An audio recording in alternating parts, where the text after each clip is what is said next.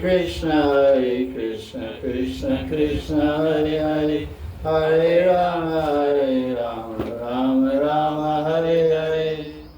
Jai Jai Shri Radhe. So this is Bhakti Sandarbha, the essence carrying on here. We're on Honored Shade 140. Wait a second. Wait, 136. No, I'm somewhere else. I'm on 137. What do I want to talk about? And this is Bhakti Sandarbha by Jiva Goswami, translated and commented on by Sri Satyanarayana Das Babaji Maharaj from Jiva Institute in Vrindavan. And it's a very wonderful book. I recommend everyone read it, study it. All the Sandarbhas. 6 Sandarbhas are there. What are the names? Bhagavat Sandarbha, Tattva Sandarbha, Paramatma Sandarbha, Krishna Sandarbha, Krishna Sandarbha, Bhakti Sandarbha, Priti Sandarbha. So there's a lot of Sandarbhas. It's basically describing Sambandha, what is the foundation and base of Bhakti and sadhana Bhakti, and how to practice Bhakti, and how to attain the goal of Priti, which means prema. Priti means prema. So that's the last Sandarbha. This Bhakti Sandarbha is all about what is Bhakti sadhana, how to practice it, about Vaishnava behavior, about chanting holy name, about the power of Bhakti, how it destroys karma, and it's all auspicious and all these things. So now, this point we're discussing at this junction is Honored Shade number 137, and the point that's being made is about faith.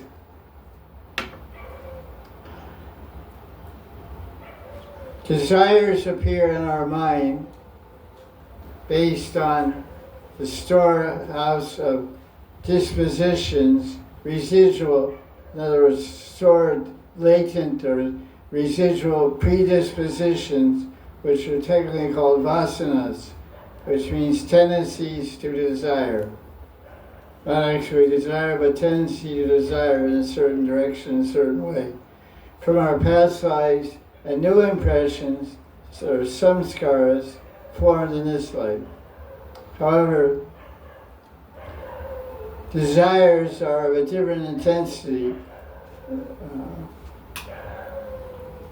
We do not act on all desires. That's a good. Like, I want to kill you, but I don't. We get angry or something.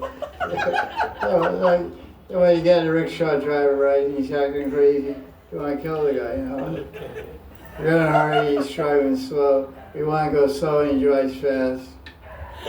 But when you go to Delhi in a taxi from Vrindavan, it takes 5 hours. In the old days, Ambassador. Coming home, it takes 2.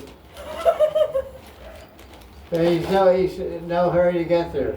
But he's in a hurry to get back. So he drives like crazy. You tell him to slow down. He's just crazy, man. So you want to strangle the guy, but you don't. So we don't act on all desires. So our decisions are based on our faith. Thus, faith is the driving force behind all our actions.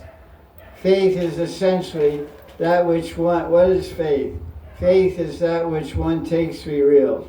It is the belief that one has in some particular person, process, system, lifestyle,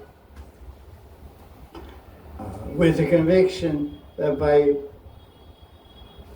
having faith and following my faith, one will be happy. This fan go faster, man.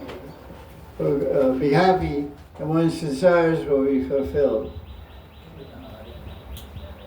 This belief is based on one's upbringing, acquired knowledge, or one collects from one's social or cultural group. Everybody has faith in something. No one is devoid of faith, as Krishna says in Gita 17:3. What does he say? Sadvana rupa sarvasya shraddha bhavati bharata shraddha mayoyam purusha yoyas shraddha saeva sa. Everyone's faith is according to their psychological makeup. The empirical self, the Atma, is in fact a byproduct of faith. Whatever faith a person shows is exactly the faith with which one possesses. Now, the next point we want to discuss is in Anushade 138. He talks about two types of dharma, this is a very important point because most people think dharma, because dharma and karma, there's a lot of terms that are very important to understand. We use them all the time, we read about them all the time, but we don't really understand. We hear about dharma, we hear about varna, ashram dharma, we hear about karma, and we hear about Sanatana dharma. So what's the difference? So the difference is dharma means karma, and dharma can be of the body. There's body dharma and there's soul dharma. So that makes it confusing. So let's hear how Jiva Goswami describes it. He said there's two types of dharma. One's related to the body, that's called deha dharma. So deha dharma is all about, I'm a kshatriya, I have to do all these kinds of things. I have to do all these actions, which is karma, which is part of my dharma. So any time you talk about dharma, it means there's going to be action, there's going to be work, there's going to be walking, talking, acting. So that acting, walking, talking, thinking, planning, affecting and influencing other people and yourself is called karma. So there's kshatriya dharma, which involves karma. So that's what the whole Bhagavad Gita, Krishna speaking to Arjuna, you're a kshatriya, you're not doing your karma and your dharma. This is your kshatriya dharma. So that's why they put everyone in a position in society according to dharma, and they have karma in that dharma. There's grihastha dharma, which means there's actions of grihastha. There's celibate dharma. So someone's celibate, brahmachari, brahmachari, they're celibate, they're in a position of being that way, not married and all that, young. So then they have particular action they're supposed to do. And it's all cut up into different divisions. So then there's a whole line of action for mukti. Because human society has four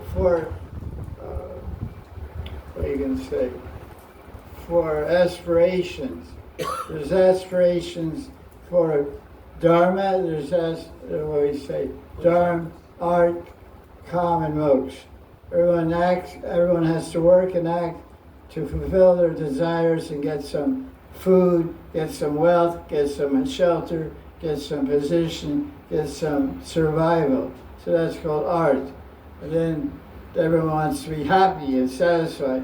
And because they identify with the body and the mind, they want their mind to be peaceful and satisfied. They want their body to be well-fed and healthy and happy also. So that's also a type of dharma. It's called deha dharma. Deha means body. And they have to do so many things to do that. Vitamins, exercise, and good proper food, and all these things. So that's all comes in the category of kam. And then if you become knowledgeable and get spiritual wisdom, then you understand beyond all this body and mind, there's Atma. There's a spiritual being, consciousness. That's very rare. Like 1% of the total population has any idea about Atma. Dvipadapasha is the term. Dvipadapasha, where most human beings live like animals with two legs. All they think about is eating, sleeping, mating, and defending. Ahara nidra maitun. Very 1%, hardly even that. Krishna says in Gita, Manushanam sastreshu kasyat yatati siddhaye Yatatam Apisharanam Kashya Mamati Tavata. Out of thousands and thousands and thousands, hardly one knows God, has any clear idea of God, or his or her own identity. So, like, if you look around the world, the whole world is going crazy about what? About the body. Body and body needs. I need oil, I need gas. For the body. America's spending $1 billion a day for the body to blow up some other country. $1 billion or $10 billion, crazy amount. So this is two kinds of dharma. One is dharma for the body, which is all about religious and yogis and satisfying powerful personalities. So they give us what we want. They give us our art, our satisfaction, that we become happy, glorify, satisfy our sensitive mind, that's calm. And then some rare person says, is there anything more than eating and sleeping? 9 to 5 job, get married, have 2 kids and a car and a house in the country, and live for 50 years married and die and do start again? Or there's no start again? Most people think there's no next life even. Yeah. Just live and die, do or die. So, Dharma, that's called Sanatana Dharma, eternal Dharma of the Atma. So the whole Vedic literature, he explains, is related to Deha Dharma. There's 4 Vedas, and 3 of the Vedas are all about Deha Dharma. Yajur Veda, Samaveda, and Tara Veda. What's the other one? Rig Veda. They're all about how to do yajnas, how to do pujas, to get art, to get calm. That's all. This Dharma, Deha Dharma, Varnashram Dharma, provides for people's material desires within the context of a moral worldview. The purpose of Varnashram Dharma, the purpose of all this Dharma, art, and calm is to bring people to Moksha Dharma. Moksha Dharma is Bhakti, or Gyan Yoga, or Mystic Yoga, Astanga Yoga. All these 3 forms of yoga are meant to liberate the Atma from the body. But there's only one Veda that deals with that. What is that Veda?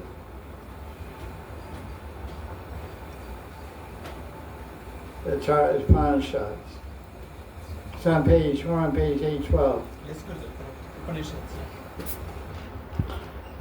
So we have what is the Bhakti Upanishad according to Goswamis? Gopal Tapani Upanishad. It's there's 180 Upanishads, and Gopal Tapani is one of the 108 Upanishads, and it's all about Krishna and gopis also, and Mathura. It's very rasic, and that's when Radharani, that's in the Upanishads. It's not some story told by Dinabandhu when you go on Vraj Yatra that Radharani met Dravasa he gave her benediction, her food, things like that. That comes from Gopal Tapani Upanishad. Another story. Yes. So what happened? The gopis heard that Dravasa lives across the river, Yamuna River, from Mathura, in Dravasa ashram. And they heard he's a big rishi, he's an Amsha of Shiva. So they thought, if we have to satisfy this yogi, so we'll cook a big feast. And bring all kinds of rubbery and rich bossy stuff, kachoris and samosas, rubbery and all the good stuff, kheer and everything, burfi and all kinds of good. So they made a big feast. But then they got to the Yamuna River and it's very wide and very deep, and they couldn't cross. So how did they cross? Just Krishna. Krishna is Nitya Brahmachari. Eat Yes, only Krishna. grass, durva grass. What happened? The thing is, actually they made all the foodstuffs to take to Krishna, but that said Durvas Muni was there. No, it's not like that. Just Krishna. They said words. Just Krishna and Password. Krishna says, you recite that Krishna is Nitya Brahmachari, then you will pass. And the other side. Okay, listen. Okay, I got it. My file's a little rusty. So they, Krishna's, he knows what's going on. Just like if you have a dog in your house, as soon as you start opening a can of dog food, the dog is in another room. He hears the can, and he comes running in because he knows you're opening a can of dog food. So Krishna, he could smell there was a big feast going on. So he came from the underground and followed the smell. Went to Yamuna.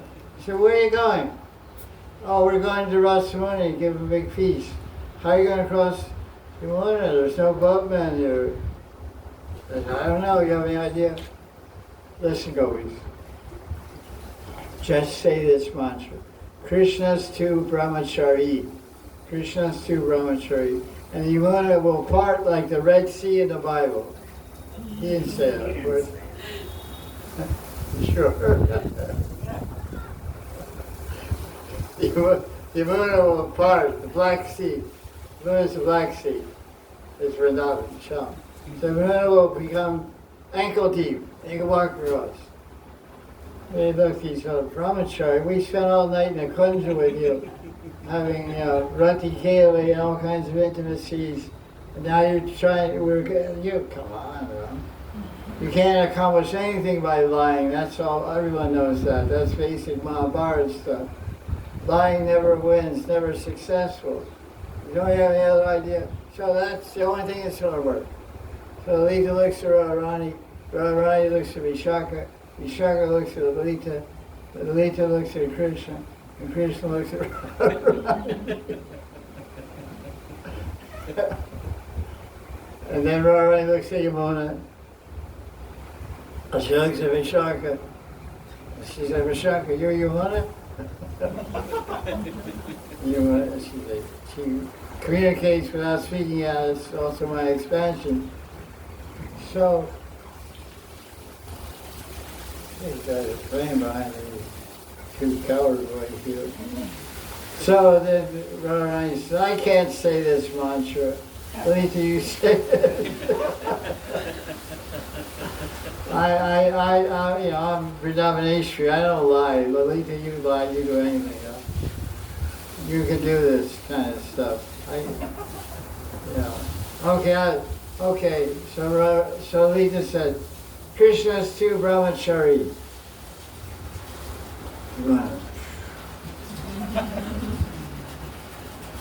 Go we drink each other what?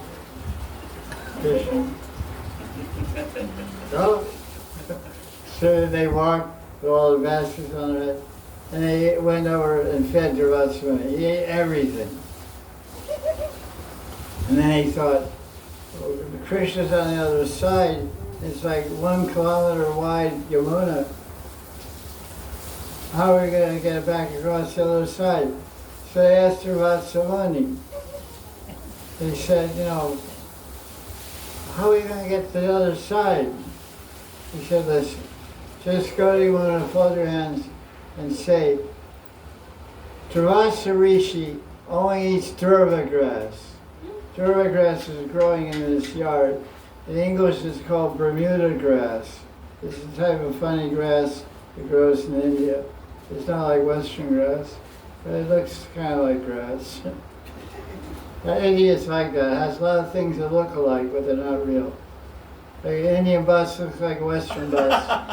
But you get on a bus in America, in New York, and you go all the way to Los Angeles in California, and the bus windows are quiet. Bus windows don't make any noise. You sleep the whole way. You get in a bus in India from Mathura, Vrindavan, you go crazy by the time you get to Vrindavan because the windows are running so much noise.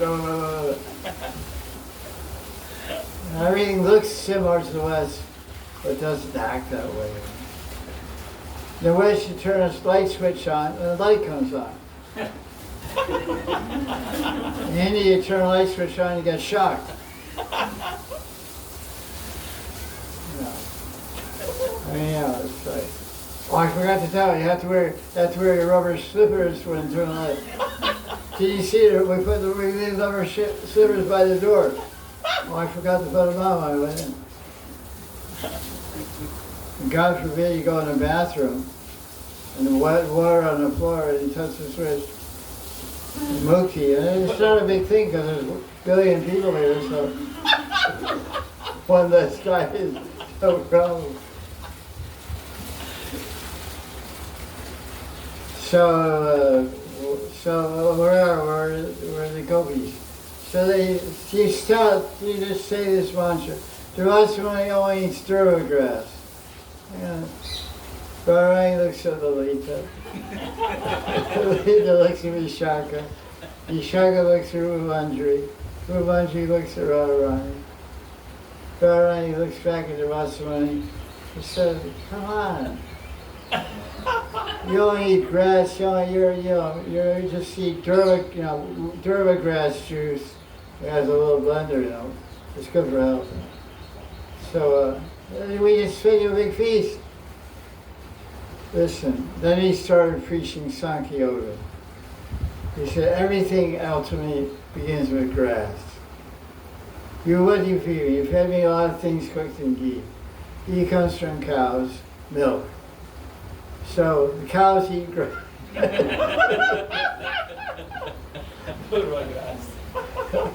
Cows eat durva grass. Durva grass becomes milk. Milk becomes yogurt. Yogurt becomes ghee and buttermilk, and then so everything comes from durva grass. So everything I ate was just a transformation, another form, vivarta, of durva grass. So therefore, I only eat durva grass. That's why I'm Durvasa Muni. This guy on the other side, Krishna, with long, black, curly, wavy hair, and a beautiful face. This guy is some crazy Rishi with dreadlocks on this side. They're both liars. But we believed in Krishna, and we got this side, got across the Yamuna. So let's believe in this Jata Yogi and chant, okay. Radharani looked at Lalita, Vishaka looked at the Rasamuni, and then Radharani said, Lalita say it. The Rasamuni is a rishi that only eats durva grass. They won't open up, they won't cross.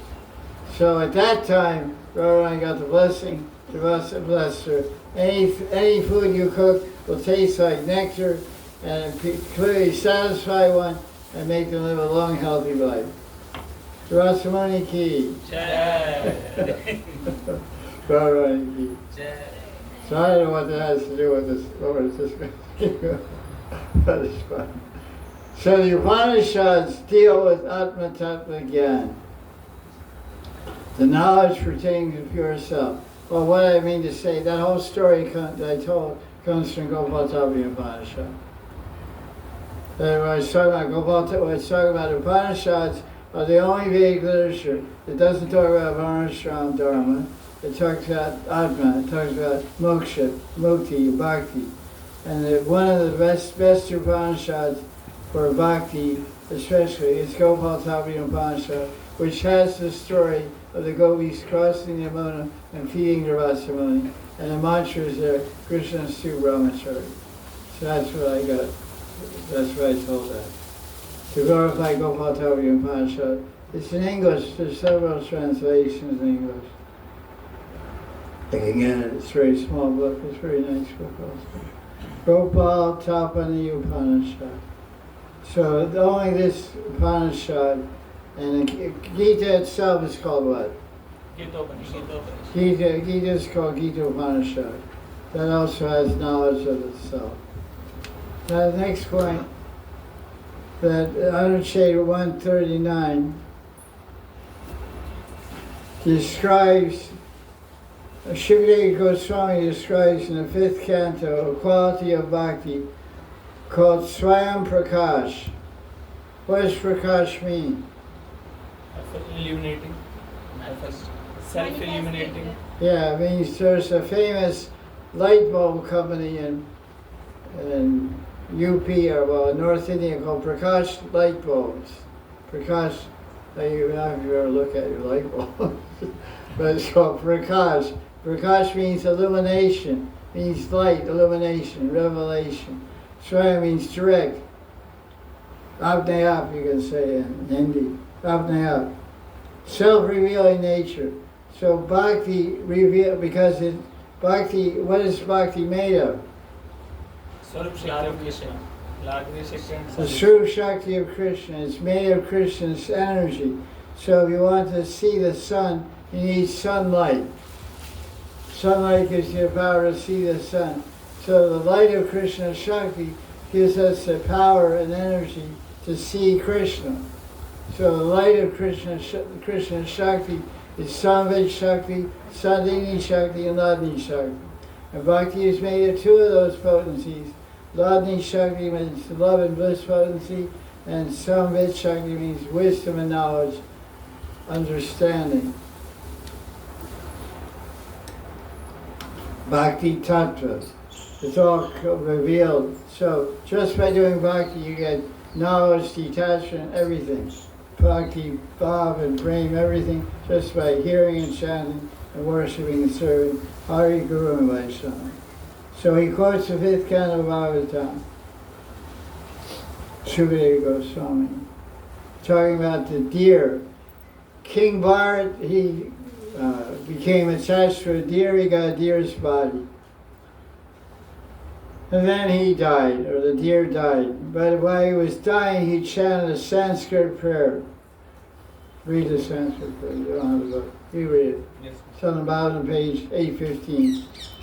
यज्ञाय धर्मपतये विधिन्नयि पुनाय योगाय सांख्य शिरसे विकृतास्वराय नारायणाय हरये नमयित्युदारं हास्यन् मृगत्वमपि समुदाजहारा. Thank you. He said, the deer said, talking deer, okay? Every day people coming out of ribs, people coming out of noses, talking deer. It's our daily food. So that's nothing for us, you know. We're used to all this stuff. You guys believe anything, huh? There isn't Shastra, we believe it. That's your problem. Okay. I offer respects to Hari, who is the personification of Yajna, Dharma, knowledge, rules, regulations. He's Ishvara, he's Narayan. All this the deer said when dying. Smart deer. This proves that Bhakti revealed is self-revealing, Swaprakash, that somehow this prayer of Bhakti revealed itself on the tongue of a deer at the time of death. The Sanskrit prayer. It's phenomenal, it's astonishing, it's amazing. Another example is Gajendra in the 8th canto. Gajendra offered a bunch of prayers in the 8th canto. One prayer he said, please give me my Siddhadeya. He said, please give it, what do you call it, my Haranmaya Tanam. He said, please give me my Bhagavat Haranmaya Tanam. Means please give me, Tanam means body, Haranyamaya means golden, and Bhagavat means, please give me my golden spiritual body to serve Bhagavan Vishnu. So the elephant prayed this Sanskrit verse. So these are examples of how Bhakti, because they were Bhaktas in the last life, Bhakti revealed Krishna to them even when they were animals. These are the examples. It's intrinsic. In other words, it's in Bhakti power. Bhakti has the power to show Krishna. It's not limited by the body. If you have Bhakti, that's why we say the animals in Vrindavan are special.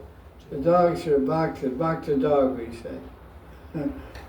bhakta bird, bhakta parrot, bhakta monkey. They're little, they're little wild kind of bhaktas. Like every temple has peaceful bhaktas and wild bhaktas. So monkeys are kind of little unpredictable bhaktas of Vrindavan. Let's put it that way. Bhakta Bandar.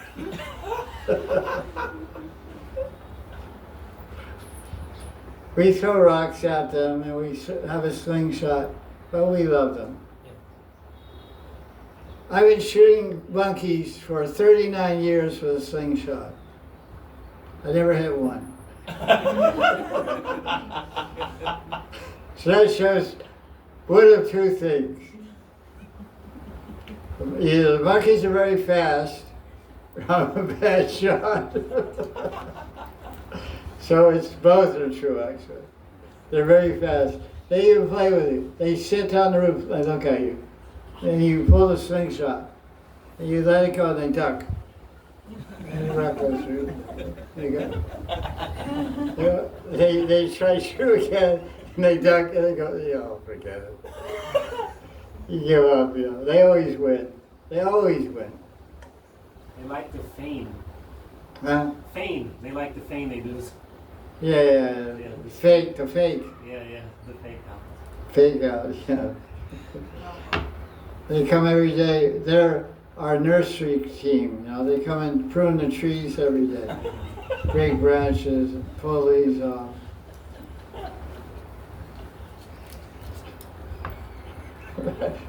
I forget. Everybody can tell a monkey story. These guys are part of the Leela, They've been in Krishna's Leela for 5,000 years, Krishna used to feed them. I always remember that. Krishna used to feed you guys, but not me. I know, he gave you yogurt, I'll give you a stone. Miss him, and that's the guy's rude, So this prayer was self-manifest on the tongue of the elephant and the tongue of the deer. This means that Krishna's name and prayers manifest on their own accord, not through any power of the senses. So the deer doesn't have any power to chant Sanskrit. The elephant doesn't have any power to chant Sanskrit. But Bhakti gave the power. That's what the whole idea is. Bhakti has its own power to manifest Krishna and remembrance of Krishna wherever it wants, because Bhakti is the energy, is Krishna's energy. So it's basically Krishna manifesting himself to his devotee. So that should give us hope that when we leave this body, Krishna will manifest on our tongue or in our mind or in our heart. Because many devotees die, and when you're dying, you're in a coma, you're under heavy medication because of cancer, you're on heavy drugs you're taking, you're unconscious. So people say, Radha Dasi or Krishna Das, people usually ask, well, they died. Yeah, they died. I was there when they died.